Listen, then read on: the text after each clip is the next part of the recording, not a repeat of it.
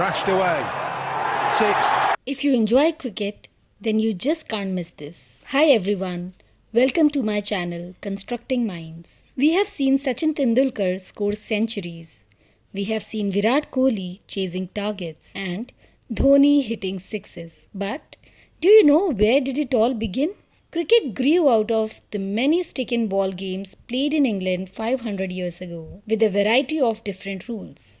The word bat is an old English word that simply means a stick.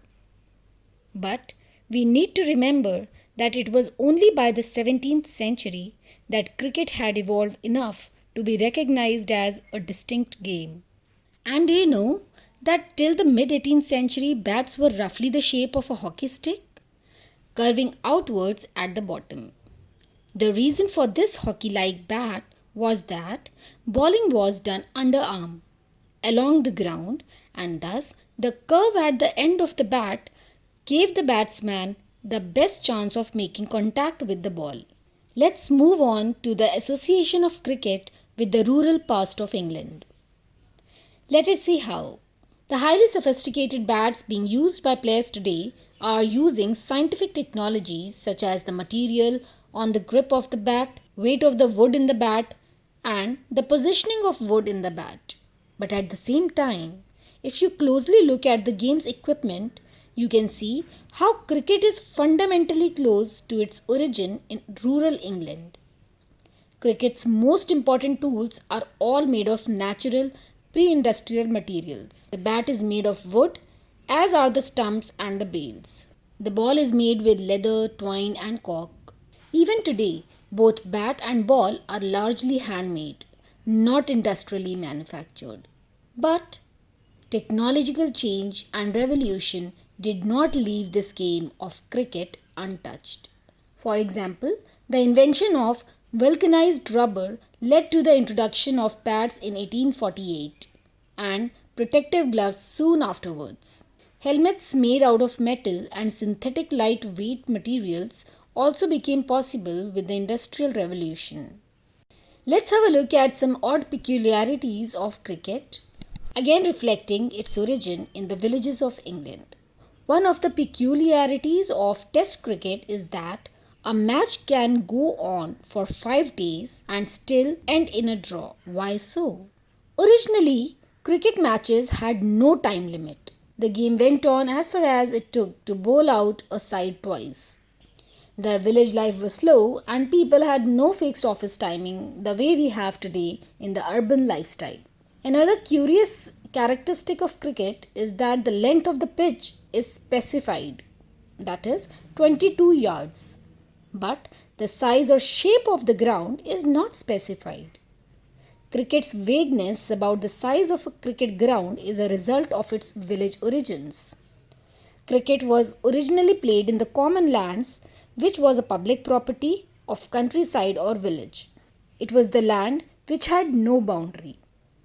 The size of this common land varied or was different from one village to another. Later, when boundaries were written into the laws of cricket, their distance from the wicket was not specified.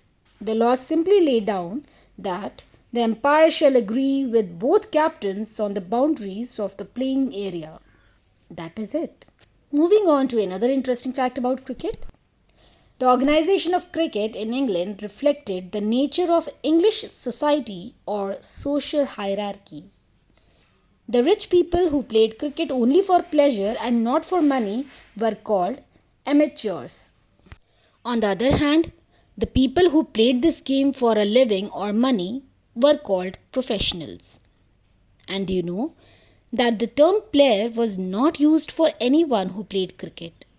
Rather, only professionals were called players while amateurs were called gentlemen. You would be surprised to know that these gentlemen and players entered the ground from different entries. Besides, amateurs tended to be batsmen, leaving the energetic, hard-working aspect of the game like fast bowling to the professionals. That is partly why the laws of the game always give the benefit of doubt to the batsmen. Cricket is a batsman's game because its rules were made to favor gentlemen who did most of the batting. The social superiority of the amateurs was also the reason the captain of a cricket team was traditionally a batsman, not because batsmen were naturally better captains, but because they were generally gentlemen. By this time, you must be wondering how this game of cricket moved from the villages of England to the global platform. How did it emerge as an international sport connecting millions of viewers? In the second half of 20th century, cricket changed forever, not by a player or any cricket administrator, but by a businessman. The credit goes to Kerry Packer, an Australian television tycoon. He saw the money making potential of cricket as a televised sport. By signing up 51 of the world's leading cricketers for about 2 years, he staged unofficial tests and one day internationals under the name of World Series Cricket. The innovations that he introduced during this time made cricket more attractive to television audiences and changed the nature of the game altogether. Colored dress, protective helmets, field restrictions, cricket under lights became a standard part of the post Packer game. Kerry Packer was right. Cricket was a marketable game which could generate huge revenues. Cricket boards became rich by selling television rights to television companies.